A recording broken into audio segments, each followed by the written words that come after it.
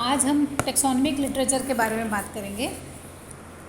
किसी भी जब अननोन प्लांट्स को, नए पौधे को आप आइडेंटिफाई करना चाहते हैं तो उसके लिए आपको पुराना लिटरेचर देखना पड़ता है कि कौन सा, कहाँ पर इसके बारे में कुछ दिया है या नहीं दिया है, इससे संबंधित कौन से पौधे हैं।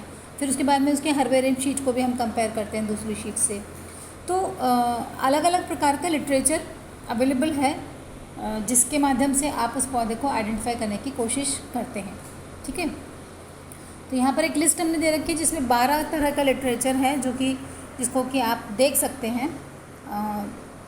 लिस्ट में नहीं बता रही हूँ, मैं सीधा पहले उस पर आ रही हूँ। सबसे पहला जो है वो उसको बोलते हैं एब्स्ट्रैक्ट या सारांश।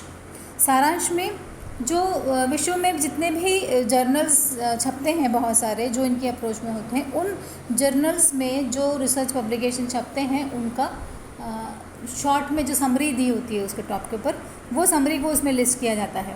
ठीक है, और उसको फिर इंडेक्सिंग उसकी कर देते हैं ताकि आप सब्जेक्ट के हिसाब से जो आपको चाहिए उसके हिसाब से आप उसको देख सकें। इसमें फ़ायदा ये रहता है क्योंकि अगर आप मान लीजिए 1000 जर्नल हैं जो आपके विषय से संबंधित हो सकते हैं, तो आप उन 1000 जर्नल को अलग अलग जगह पर नहीं देख सकते हैं, बहुत मुश्किल होता है, और हर एक में आपका लिटरेचर भी नहीं होता। तो इन एब्स्ट्रैक्ट्स में से आप उनको देख सकते हैं कि कहाँ कहाँ पर आपका छपा है मटेरियल, और एब्स्ट्रैक्ट को पढ़ के आपको आइडिया भी लग जाता है, उसका जो सारांश दिया होता है, कि आपके मतलब की चीज़ है या नहीं है। अगर आपको लगता है कि आपको डिटेल में उसको देखना चाहिए तो आप उस जर्नल को देख करके वहाँ से उसको अच्छे से पढ़ सकते हैं। एग्जाम्पल है Q record of taxonomic literature in plant science, biological abstracts, ये 2 अलग अलग हैं। बायोलॉजिकल एब्स्ट्रैक्ट में बायोलॉजी से संबंधित जितने भी जर्नल्स काफ़ी सारे होते हैं, उनकी जर्नल्स की लिस्ट भी होती है कि इनको इसको स्क्रीन किया गया है और उनका एब्स्ट्रैक्ट्स वहाँ पर होते हैं। दूसरा है इंडेक्सेस, वर्ग की सूची पत्र। इसमें प्लांट्स को अल्फ़ाबेटिकली लिस्ट किया जाता है, अल्फ़ाबेटिकली रूप में अरेंज होते हैं वो A to Z करके, और उनका रेफरेंस और उसके जो भी उससे रिलेटेड लिटरेचर होता है, पब्लिकेशंस होता है, उनके बारे में बताया जाता है। पौधे का नाम, उसका बोटानिकल नेम क्या है, और उसकी समरी, जो जर्नल जो भी पेपर उससे संबंधित पब्लिश हुए हैं उस पौधे से, उसकी समरी भी वहाँ पर दी जाती है। फॉर एग्जांपल क्यू बुलेटिन है, catalogue of royal botanical garden London. इसमें इंफॉर्मेशन 1898 से 1915 तक का इंफॉर्मेशन इसमें दिया गया है। इसी तरह से एक है इंडेक्स क्यूएंसिस। ये हुकर जब वहाँ पर रॉयल बोटानिकल गार्डन में डायरेक्टर थे वहाँ पर, तब उन्होंने इसको इनिशिएट किया था। उसके बाद से रेगुलरली ये छप रहा है। लगभग 3,75,000 प्लांट्स इसमें लिस्टेड हैं, जिनकी जेनेरा, स्पीशीज़, ऑथर्स, कौन इनके ऑथेंटिक ऑथर्स हैं जिन्होंने इसके नाम को छापा है, कहाँ से छपा है, और ओरिजिनली वो पौधा कहाँ को बिलोंग करता है, ये सारी चीज़ें। इसके अलावा उनका कोई अगर सिनोनेम है तो वो भी उसके अंदर बताया गया है, शॉर्ट में उसका डिस्क्रिप्शन भी है। और अब करीब इसको प्रणाली को पहले 5 साल में इसका छापते थे, अब लगभग हर साल इसका पब्लिकेशन क्यू इंडेक्स का छपता है। तीसरा है डिक्शनरीज़। डिक्शनरी आप सब लोग जानते हैं, डिक्शनरी सबने मेरे ख्याल से कभी ना कभी डिक्शनरी रेफ़र भी किया होगा। अंग्रेजी का कोई शब्द आ गया तो आप उसको देखते हैं, उसका हिंदी में मीनिंग ढूंढते हैं, और अगर आप दूसरी कोई विदेशी भाषा देख रहे हैं तो उसमें भी आप वाइस वर्सा करके अपना शब्द देख सकते हैं। तो डिक्शनरी में क्या होता है, जितने भी मैंने आपको बताया था, जब टेक्सोनमी में प्लांट्स का डिस्क्रिप्शन हम देते हैं तो कौन सी भाषा इस्तेमाल की जाती है, लैटिन भाषा का इस्तेमाल किया जाता है। तो सभी जो भी इससे संबंधित टर्मिनोलॉजी हैं, जो टेक्निकल शब्द हैं, जैसे पुंकेसर है तो एक संघी, अब अगर किसी को एक संघी का मतलब नहीं मालूम है या मोनोडाल्फस का मतलब नहीं मालूम है तो उसको कितना भी देख ले, मोनोडाल्फस 10 बार रट ले, तभी भी उसको समझ में नहीं आएगा कि ये किसके लिए रेफ़र होगा, आप किसको मोनोडाल्फस बोल सकते हो। तो ये डिक्शनरीज़ में वो सारे शब्द होते हैं, उनका मीनिंग भी दिया होता है। ठीक है, और तो आप आसानी से उसको देख सकते हैं। अधिकांश जो फ्लोरा होते हैं, अधिकांश जो अच्छी किताबें होती हैं, इवन मोनोग्राफ्स होते हैं, उनमें भी पीछे डिक्शनरी दी होती है, टर्मिनोलॉजी जो यूज़ करते हैं। एग्जाम्पल है dictionary of flowering plants and fonts, glossary of botanical terms, London 1928 से छपा है लैटिन भाषा में। ठीक है, इसके बाद में आता है रेगुलेशंस। आपको बताया था नॉमेनक्लेचर के नियम हैं, ICBN के आधार पर ICBN ने जो नियम दिए हैं उसके हिसाब से हम नाम रखते हैं पौधों का। उसके बाद में रेगुलर मीटिंग्स होती हैं इनकी, प्रॉब्ली हर 5 साल में शायद, तो जो भी कुछ नया चेंज होता है वो सब वो रेगुलेशंस में आते हैं। तो इनको छापा जाता है ताकि किसी को कोई कन्फ्यूजन ना हो और उनको देख करके वो उनके नियमों की पालन करते हुए उसका नाम रख सकें। तो ये भी रेगुलरली जब भी अप्रूव हो जाते हैं तो इनको छाप दिया जाता है। For example international code of nomenclature for cultivated plants छपा था रेगनन में, वेजिटेबल वॉल्यूम 22 यूट्रेट से, ठीक है। और अभी भी इसको कंटिन्यू कर रहे हैं।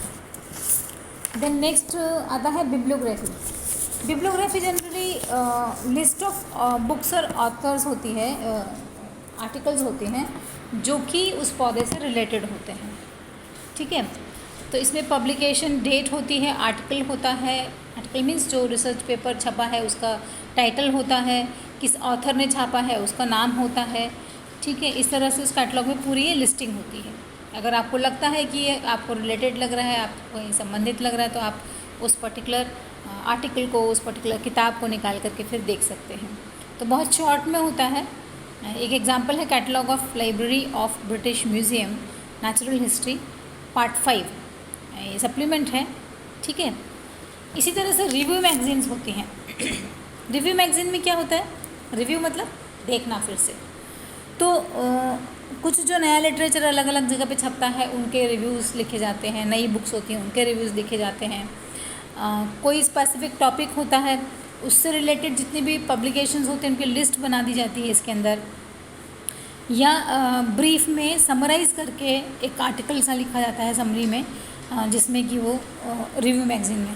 तो आप जैसे पिछले 20 साल का वर्क का किसी ने दे दिया तो मेनली इम्पॉर्टेंट जो काम है उसमें 20 साल का वो लगभग उसमें आ जाता है। तो आपको उन 20 साल के लिए इंडिविजुअल कोई पेपर्स देखने की हो सकता है ज़रूरत ना पड़े, आपको इस रिव्यू से ही काम चल जाए। और अगर किसी को डिटेल में देखना है तो आप इसमें रिव्यू में पीछे जो उनका रेफरेंस दिए होते हैं उसमें से देख करके उस पर्टिकुलर पेपर को देख सकते हैं।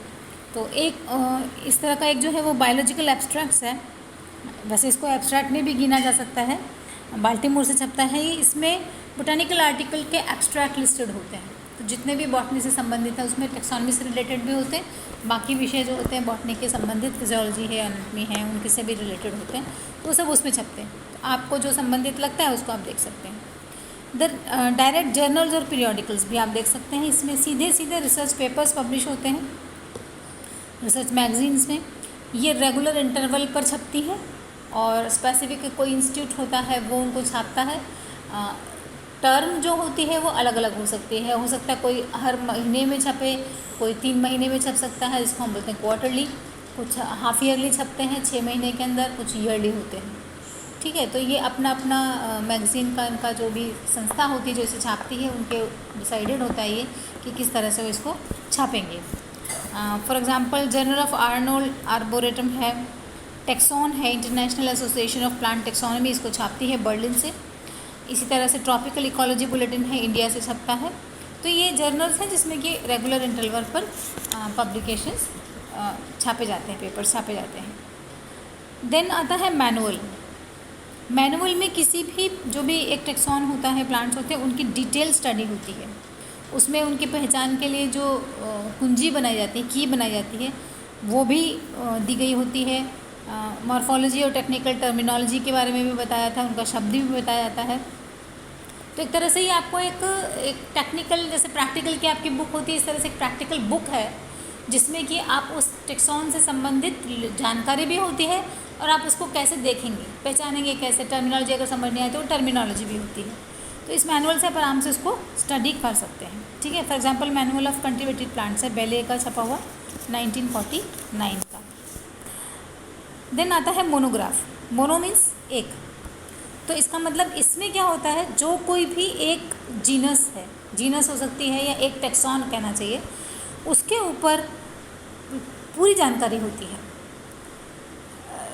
जीनस की स्पीशीज़ के बारे में, उसका कीज़ के बारे में, उसके डिफरेंट फोटोग्राफ्स होंगे, डिफरेंट स्पीशीज़ के भी कंपैरिजन भी होगा, पूरा डिटेल में एनाटॉमिकल मॉर्फोलॉजिकल फीचर्स के बारे में बताया जाएगा। इसके अलावा उसकी हिस्ट्री, उसका जियोग्राफिकल डिस्ट्रीब्यूशन, उसका क्रोमोसोम नंबर्स, उसका फिजियोलॉजी, उसका एनाटॉमी, उसका एम्ब्रियोलॉजी, डिफरेंट स्पीशीज़ की, मतलब जितना भी एस्पेक्ट्स आप एक तरह से जो सोच सकते हैं उस टेक्सॉन के बारे में, वो सारा उस मोनोग्राफ में दिया गया होगा।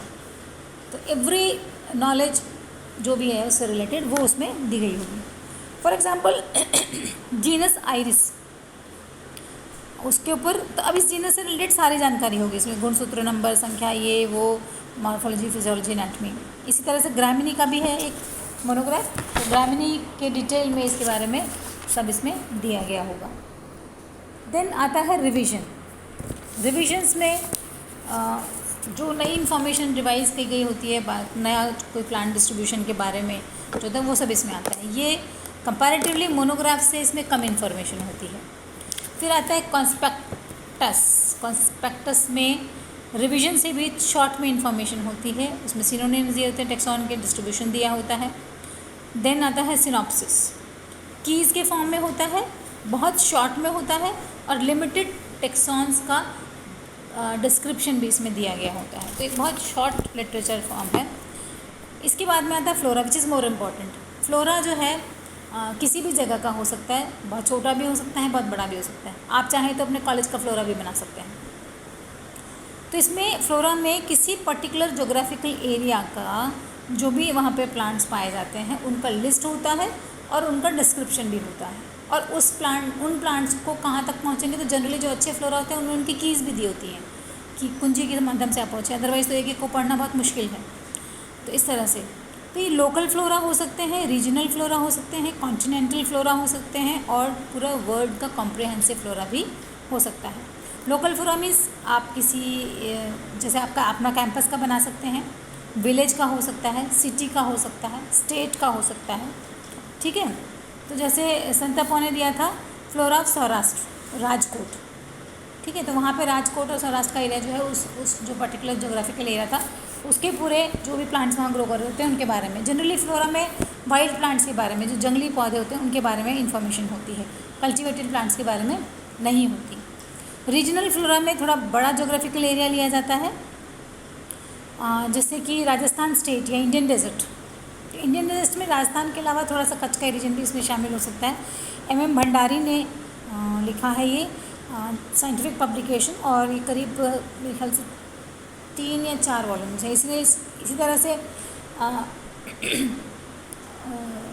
लखनऊ से इंडियन जो अपना बोटानिकल सोसाइटी है उसकी तरफ से भी एक फ्लोरा पब्लिश है जो 4-5 वॉल्यूम्स में है। कॉन्टिनेंटल फ्लोरा जो होता है महाद्वीप के, पूरा जो एक महाद्वीप है उसका जो प्लांट्स होते हैं उनकी लिस्ट होती है। तो ये कई वॉल्यूम्स में भी होते हैं। जैसे फ्लोरा ऑस्ट्रेलियंसिस लिखा गया है, बेंथम ने लिखा था 1863 to 1878 में। देन वर्ड कॉम्प्रिहेंसिव फ्लोरा बड़ा मुश्किल है। बहुत पहले जेनेरा प्लांटेरम में बेंथम एंड हुकर ने इसका कॉम्प्रिहेंसिव दिया था। अभी जनरली जो हम देखते हैं ज़्यादातर हमारे लिए यूज़फुल क्या होता है, जो हम जहाँ पर रहते हैं वहाँ का अगर हम फ्लोरा देखना चाहते हैं तो वो हम देख सकते हैं, वो हमारे लिए काफ़ी यूज़फुल रहता है। फॉर एग्जांपल आप अगर देखना चाहें तो फ्लोरा ऑफ राजस्थान देख सकते हैं या फ्लोरा ऑफ इंडियन डेजर्ट देख सकते हैं, ठीक है। सो ये टेक्सोनॉमिक लिटरेचर के बारे में है जिनको देख कर के आप प्लांट को आइडेंटिफाई कर सकते हैं, डिटेल में नया प्लांट को डिस्क्राइब कर सकते हैं।